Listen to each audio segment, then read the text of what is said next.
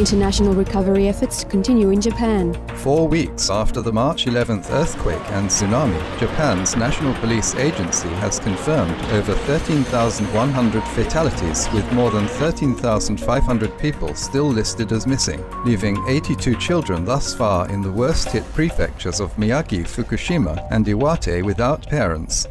As of Sunday, April 10th, some 151,000 people were staying in shelters across 18 prefectures, with more expected after a magnitude 6.6 quake hit on Monday evening, exactly 1 month after the disaster.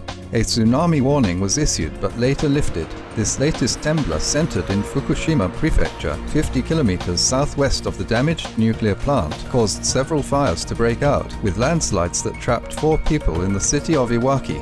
Although police and firefighters were able to rescue all 4, a 16-year-old girl had perished and the other 3 were seriously injured. 2 more fatalities were reported after another nearby home was buried by mudslides, and a fatality was also confirmed in neighboring Ibaraki Prefecture. Yet another strong aftershock of magnitude 6.2 struck Tuesday morning, 77 kilometers southeast of Tokyo. Minutes later, a fire was reported at the Fukushima Daiichi nuclear plant.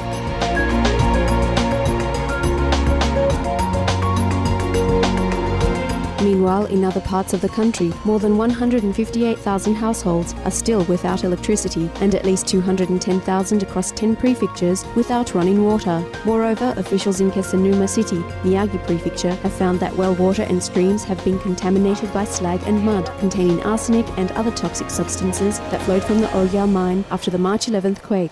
With survivors' honesty prevailing despite their often desperate conditions, police report that many lost items have been turned in, and in Miyagi Prefecture, police state that a mounting amount of unclaimed cash is being turned in from the tsunami zone. During a visit to the devastated coastal areas of Miyagi Prefecture on Sunday, Japanese Prime Minister Naoto Kan pledged that the government would begin the construction of 70,000 temporary homes as soon as possible.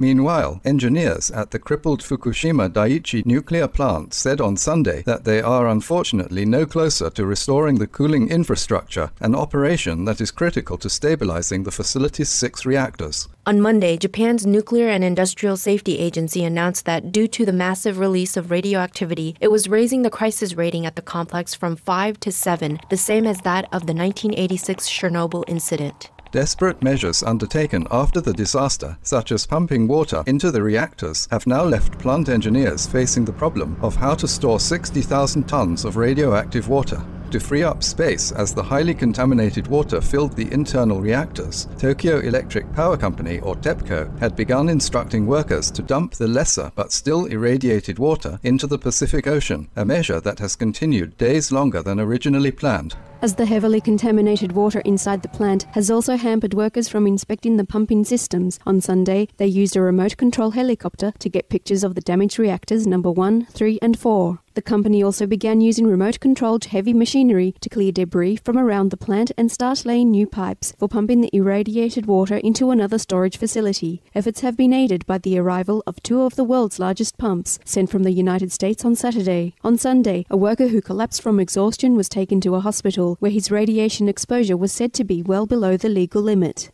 Meanwhile, as nations such as the US and Australia have advised citizens to maintain an 80-kilometre distance from the nuclear facility, the Japanese government announced plans to expand the evacuation zone from its current 20-kilometre radius to 30 kilometres in certain areas. Data from the Science Ministry revealed that in several areas of Fukushima Prefecture, radiation levels as of April 11th, compared to initial measurements made on March 23rd, now exceed the 1000 microsievert exposure limit for a whole year.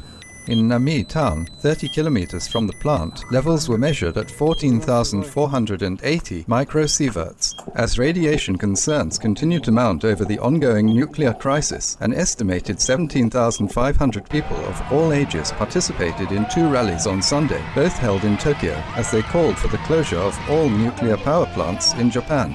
Our appreciation, Japanese and international officials, relief personnel and nuclear experts and workers, for your helpful endeavors. May heaven grace the Japanese people with resiliency and protection as humanity strives to restore Earth's balance through our gentler consideration for all life.